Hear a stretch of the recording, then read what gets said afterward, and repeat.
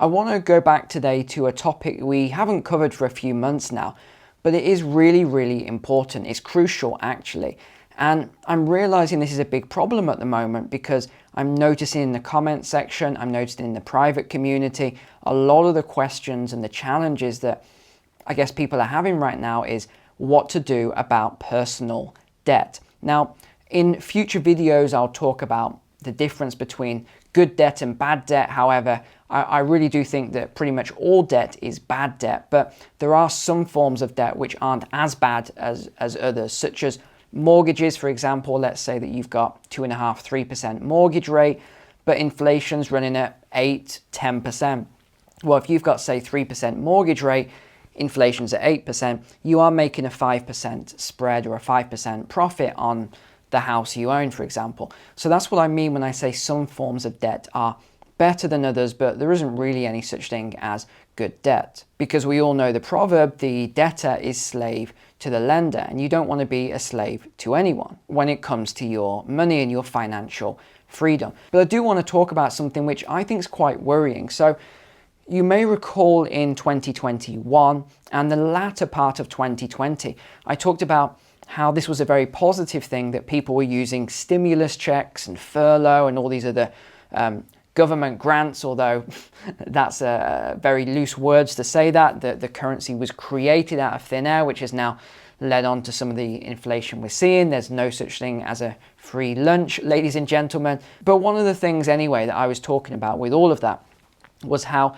people were taking some of this currency, or money if you want to call it that, and they were paying down their bad debts. So credit cards in particular, which are the worst possible things that you can ever own. So if you don't want to watch the whole video and you want to know my thoughts on credit cards, get rid of them. You do not need these things. You do not need credit cards.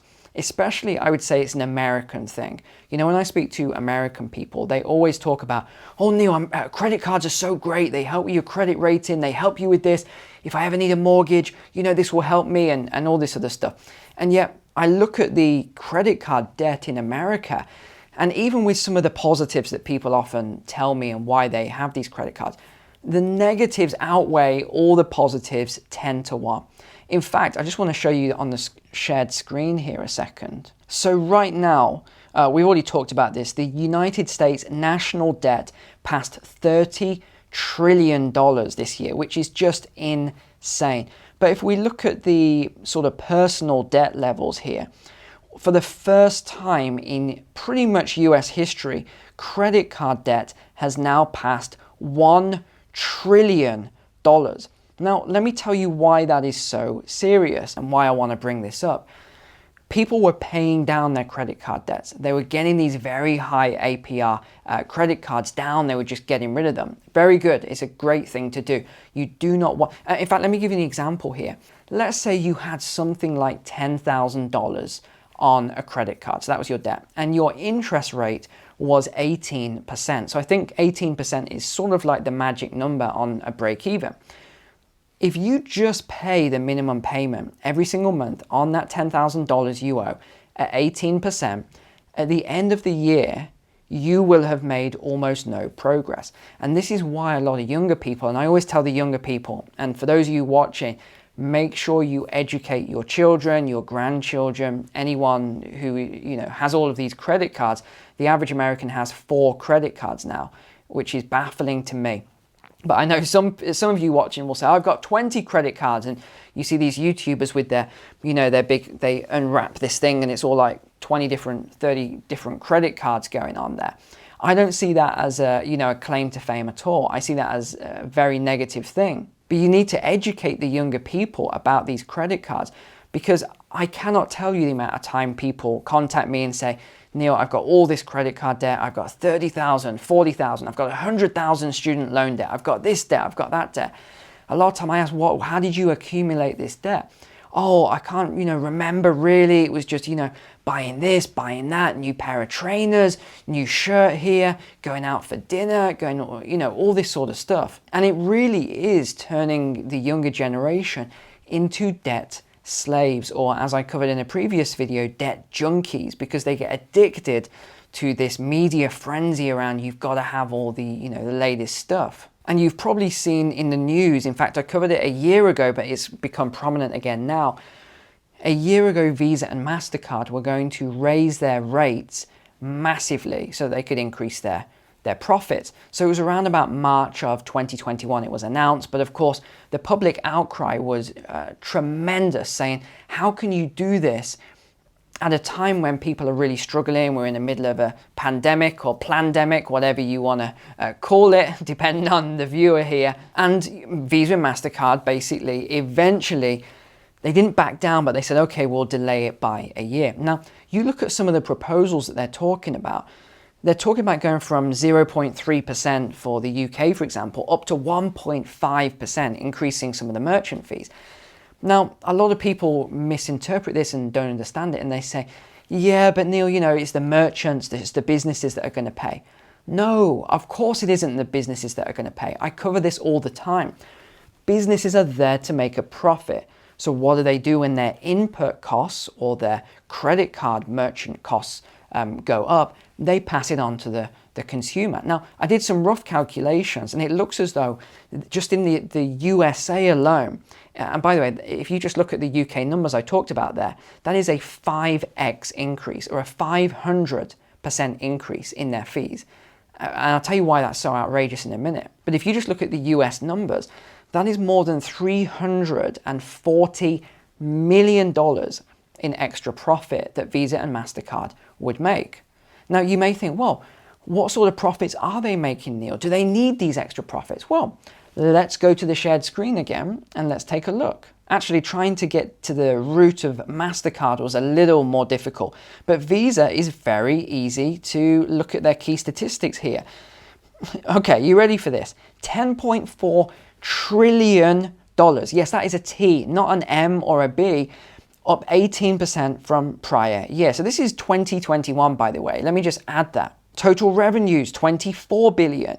Their net income, this is the number you want to see. Their net income, 12.3 billion. And of that, what did they do? Well, they used 11.5 to pay out dividends on the stock, and also to do my least favorite, share buybacks. Now, I did actually find some of the numbers on MasterCard. If you want to go and look at it, not quite as strong as Visa, but you can actually dig through, if you're that way inclined, you can actually dig through and you can start looking at all their numbers here. But the bottom line is, these companies are making humongous profits out of you, not me, because I don't own a single credit card. I haven't owned a credit card for a long time. I have no loans, no debt or anything like that. And oftentimes, again, sometimes in the UK or in Europe, people say to me, but Neil, I have to, and again, these are clients or when I'm mentoring, people say, I have to have all these credit cards. The more I have, the better, and it increases my credit rating. And I've showed people before my credit rating. I have a perfect score, a perfect credit rating. And people say, how? How is that even possible when you don't have any, debt or anything like that? Well, I did have debt in the past. I got rid of it, I cleared it all. But even a little while ago when I had to do a remortgage and I went to different banks and mortgage lenders, I never had them say anything about, oh, your credit rating or any of these things. When I showed my income and my assets, it wasn't even really a big question about the credit rating. They just wanted to check that I hadn't defaulted and hadn't missed lots of payments. I hadn't had county court judgments and, all this other adverse credit type things against me. So yes, I'm sure credit rating does play a part, especially in the USA where the system is massively rigged against you. They want you to, fall into this big trap. But for the rest of you, I don't think you need to have all of these big lines of credit, because from my experience, and this is what I think is happening right now, if you have those lines of credit, you end up using it. Now, the younger generation are using it for very bad things. They're using it to, keep up with the Joneses, if you understand that expression. They want to just have the latest thing and impress the girls, or they want to go out with their friends and they have all the latest gear. But this is just a recipe for financial disaster later on. And I just want to take you to the shared screen again and show you a couple of other reasons why this is going to be so bad coming up. So this is the FRED, so Federal Reserve data. And this is the Consumer Price Index. So we already know CPI, is going up rapidly. It is just, I mean, look at this sort of incline at the moment. This is just going on a tear right now. But then if we sort of compare this, so you have the CPI on one side, but then you have consumer sentiment on the other side. So let's just get into this a little bit. Hopefully you can see the stats here. I'm not in the way. And consumer sentiment during the '08 crisis, well, what happened to it? It fell off a cliff as we went into recession. It only started to come out a little bit in sort of 2009, 2010, but then even after that, we had another dip right down to about 55.8 level. And then we worked our way out as we came out of the recession. Well, what's happened more recently?